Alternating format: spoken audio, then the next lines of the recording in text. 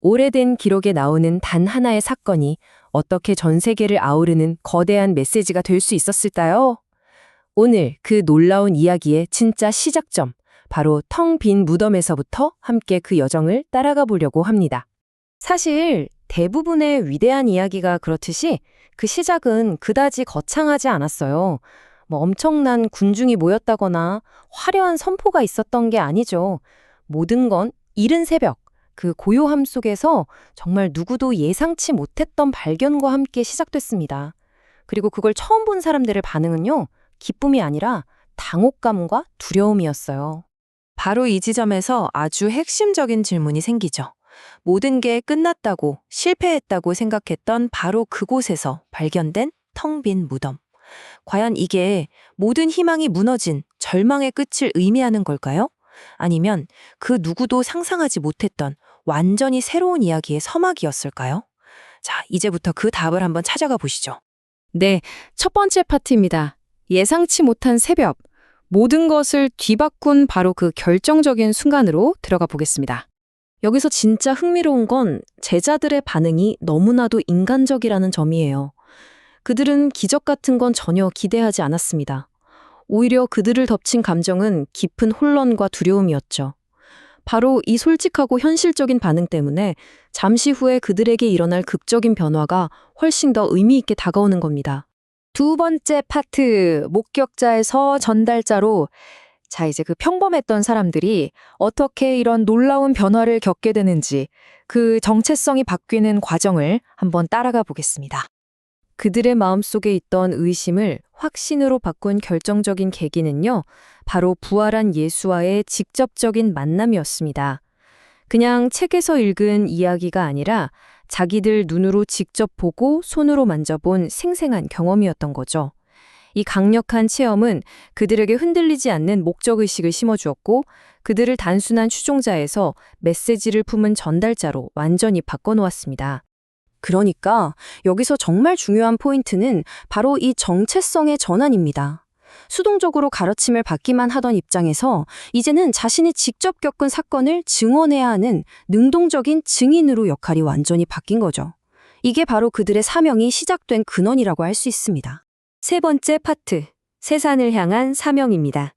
그렇다면 이 개인적인 차원의 확신이 어떻게 구체적이고 또 전 세계를 향한 거대한 지침으로 발전하게 됐을까요? 바로 이 구절, 흔히 지상대위임령이라고 불리는 이 명령이 그들의 새로운 사명의 기초가 됩니다. 개인적인 경험이 이제는 세상을 향한 구체적인 행동 강령으로 바뀌는 바로 그 순간인 거죠. 그리고 이 사명의 범위는 정말 놀라울 정도로 광대했습니다. 지금 보시는 것처럼 그 메시지는 예루살렘이라는 작은 시작점을 넘어서 모든 지리적, 문화적 경계를 허물고 세상 끝까지 퍼져나가도록 설계된 것이었죠. 그런데 여기서 또 한 가지 흥미로운 점은요, 이 위대한 명령이 기록된 복음서마다 강조하는 부분이 조금씩 다르다는 거예요. 마태복음은 가르치고 제자를 삼는 교육적인 면을 좀 더 강조하고요. 반면에 마가복음은 모든 피조물에게 선포하는 그 광범위한 전파에 초점을 맞춥니다. 그리고 누가복음은 이 모든 일을 행하는 사람들의 정체성, 즉 증인으로서의 역할에 무게를 두죠. 핵심은 같지만 서로 다른 각도에서 이 사명을 비추고 있는 셈입니다. 자, 네 번째 파트입니다. 하나님 나라의 복음. 이제 그들은 세상을 향한 사명을 받았습니다. 그렇다면 그들이 전해야 했던 메시지의 핵심은 정확히 무엇이었을까요? 그들이 전한 메시지의 중심에는 하나님 나라의 복음이라는 아주 포괄적인 개념이 자리하고 있었습니다. 이 그림을 보면 아시겠지만 이 복음은 그냥 하나의 교리가 아니에요. 예수의 정체성, 십자가의 의미, 부활의 능력, 그리고 그것을 따르는 제자도까지 이 모든 요소들이 유기적으로 연결된 하나의 거대한 이야기였던 거죠. 그 메시지의 첫 번째 기둥은 바로 십자가 신학입니다. 이건 뭐냐면 예수의 죽음이 단순한 비극이나 패배가 아니라 인류와 하나님 사이에 깨어진 관계를 회복시키는 구원 행위였다는 믿음입니다. 그리고 두 번째 기동은 부활 신학입니다. 만약 십자가에서 모든 게 끝났다면 그저 비극적인 죽음으로 끝났겠죠. 하지만 부활은 그 죽음이 끝이 아니라 하나님의 위대한 계획의 일부였음을 증명하는 사건이었습니다. 죽음조차 이기는 궁극적인 희망과 능력의 상징이 된 것입니다. 이제 마지막 다섯 번째 파트, 증인의 삶입니다. 그렇다면 이렇게 거대한 신학적 개념들이 이 사명을 감당해야 했던 한 개인의 삶 속에서는 구체적으로 어떻게 실천되었을까요? 증인의 삶은 크게 네 가지로 요약해 볼 수 있습니다. 첫째, 무엇을 전하는가? 바로 예수의 삶과 죽음, 부활에 대한 생생한 개인적 증언이었죠. 둘째, 어떻게 전하는가?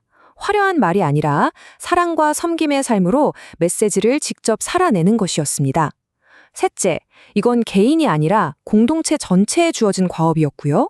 그리고 마지막으로 그 길은 희생과 고난, 때로는 박해까지도 감수해야 하는 결코 쉽지 않은 길이었습니다. 결국 이 거대하고 역사적인 사명은 마치 이렇게 험난한 길을 걷는 한 개인의 결단과 그 발걸음 하나하나로 구체화되었습니다. 추상적인 신념이 실제 삶의 여정으로 바뀌는 순간이죠. 오늘 우리는 하나의 사건이 어떻게 세계적인 운동으로 발전했는지 그 과정을 따라가 봤습니다. 마지막으로 이런 질문을 던져보고 싶네요.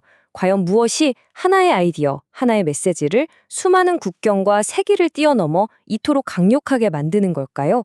그 힘은 대체 어디에서 나오는 걸까요?